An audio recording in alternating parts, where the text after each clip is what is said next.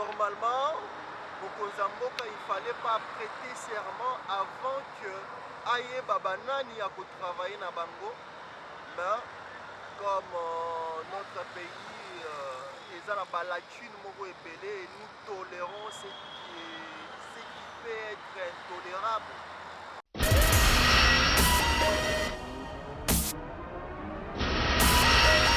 Que M. Kadima a fait, en tout cas je ne sais pas ses conseillers juridiques l'ont dit quoi, mais en tout cas il y a à boire et à manger. Les avocats et les magistrats ont quoi bouger leur tête pour expliquer ce qui s'est passé dans M. Kadima pour la validation.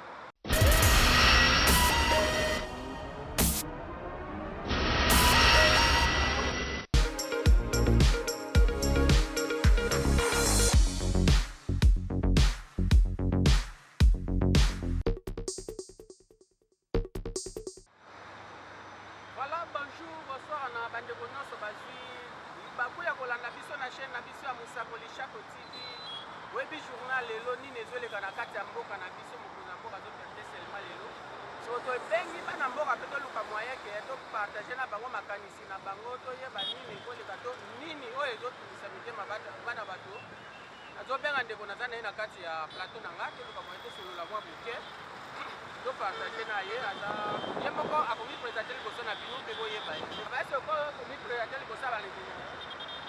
Bonjour, population congolaise. Eza ndeko Aristote Kassani, naza acteur politique, nazalaki candidat na baélection ya 2023 na députation provinciale na circonscription ya Limité.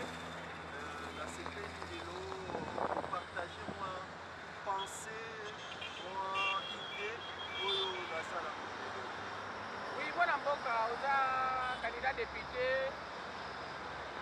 mais toyebi ke baliste ese ebima ese ya bino ekomi to ekomi nano te biso na parti na biso tosaliniaki na députation provinciale ebimi nanu te donc tozozela kaka.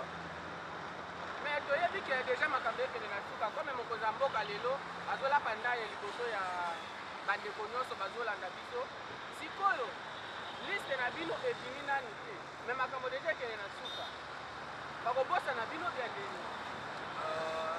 Je ne crois pas que bakobosana biso, mais ezalaki erreur en tout cas de la part ya M.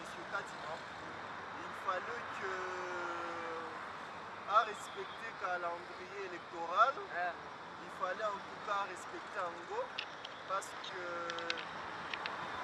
normalement mokonzi ya mboka il fallait pas prêter serment avant que ayeba banani ya kotravailler na bango, mais comme notre pays eza na balacune moko epele et nous tolérons ce qui peut être intolérable.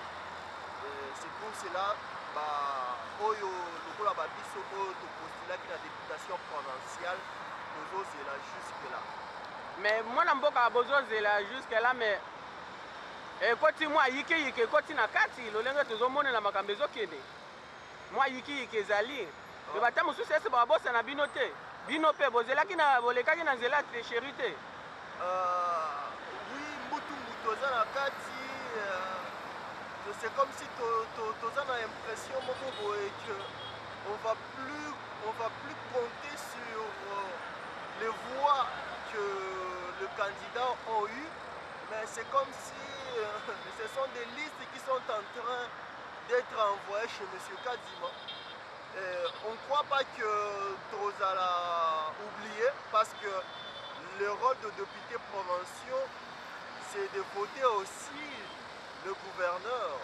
Donc, si les députés provinciaux ont oublié, en tout cas, il y a la catastrophique pour l'avancement et mboka na biso. Mais tozomona nde bakatikati bato soki bakati ese mbutu ezala te ndenge eza na bandeko bauto publier awa ndenge bakatikati bato kokata bato c'est par rapport peut-être à invalidation que M. Kadima a fait. En tout cas, je ne sais pas ses conseillers juridique, l'on dit quoi, mais en tout cas, il y a à boire et à manger. Les avocats et les magistrats ont quoi bouger leur tête pour expliquer ce qui s'est passé dans M. Kadima pour la validation. Il y a quelques candidats. Et puis, qu'est-ce qu'on dira? Oyo bazwa quitter dans la députation nationale. Certains bazwa quitter normalement. Mais aussi, les autres, oyo bini, lokola députés nationaux. Bamusu pe bazwa quitter, mais on ne sait pas par quelle magie ils se sont fait élus. Même si c'est par rapport au seuil, ben on ne sait pas. Ce seuil-là est venu en tout cas compliquer les histoires.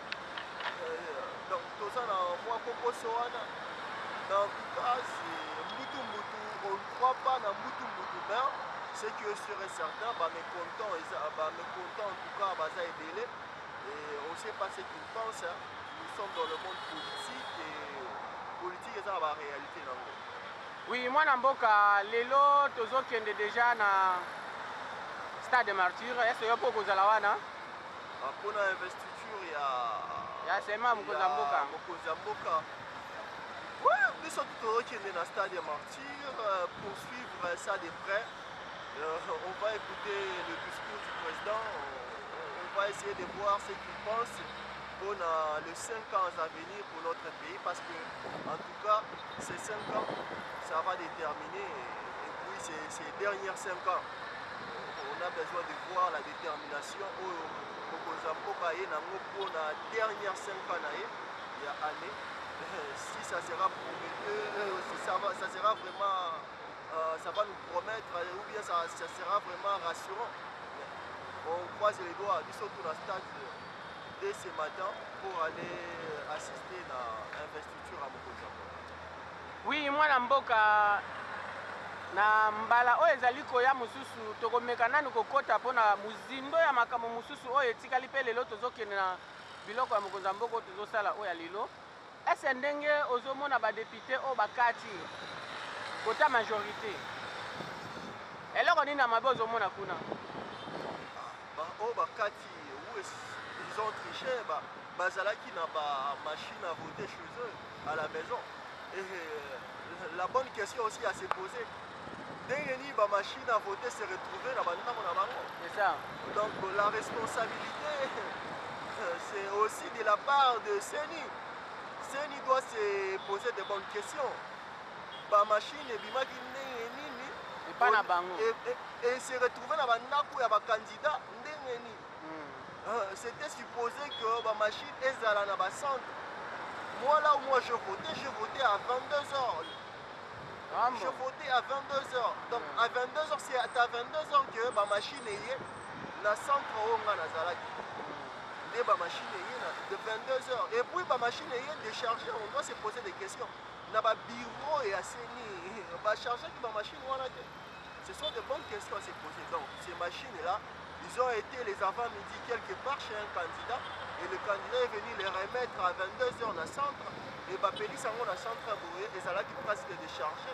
Et voilà, donc en tout cas les élections passées, il y a eu en tout cas des irrégularités dans des états sérieux, dans des pays en tout cas vraiment sérieux. En tout cas, l'élection est décalée, la Cour constitutionnelle, on allait annuler ça et refaire parce que c'est possible. Et il n'est jamais trop tard de recommencer sur de bonnes bases. Oui, si on est bazoumela pona ko annoncer oya bino. Moi bato mosusu bazo négocier tondeni. On a l'impression, que bato mosusu bazo négocier. Et comme une négociation, audio Zobima, on peut ça $10 000 au Bimi. Donc on voit de tout, on écoute de tout. Et certains sont fausses, mais Missou c'est ça vrai. Et comme mon étage et à siège, comme on marchande. Ça va, oui, merci moi Namboka. Merci bandeko bozomona ambiance ndenge eleka déjà na presse bato bazosepela makasi mpona ndai oyo ya Mokozamboka kolapa lelo liboso na bino. Oyoki déjà maloba ya mwana mboka lolenge tozosolola na ye ke mwa yiki eza na kati na makambo yango me Nzambe fumu asala na ye kaka. mais soki nzambe te mawa fort mwana mboka mwa bambote epa balandi na yo et puis soki okopesa mwa numéro ya téléphone c'est ça. Merci beaucoup. En tout cas, au peuple congolais et puis Bakinois, Bakinoises. Donc, gardons l'espoir et meilleur que Nabatunion sont. Et Congo est à la Totonga Mobiso Nyonso, c'est à Biso Bachen, d'autres éléments, Bachen, conscient, d'autres éléments. Parce que pour la Biso, Biso en tout cas, bango ebele epa bakinois na bakinois et puis epa président nanga parti Jean-Pierre Kampu et à tout le monde, à tous mes électeurs qui m'ont voté. Mon numéro nanga est à 082 81 046 34. Allez, meilleur vœu à tous. Merci. Voilà, merci bandeko. Premier page oyo tobalusi na tour ya liboso mpe toluka moye toswala na mwana mboka mpe tokendaki kotika ye ntina kati ya sali oyo akendaki kosarole mpe atya kombo ke mokoloto ke nandimi mpona kolobela bana mboka na kati ya palais du peuple esika bakɔtaka na bango kuna epuis totali ya mibale lisusu mwa yikiyiki ekoti makasi na makambo yango me alobiki ata yikiyiki ekoti tokozala na bango kaka biso na bino mokaba na loketo.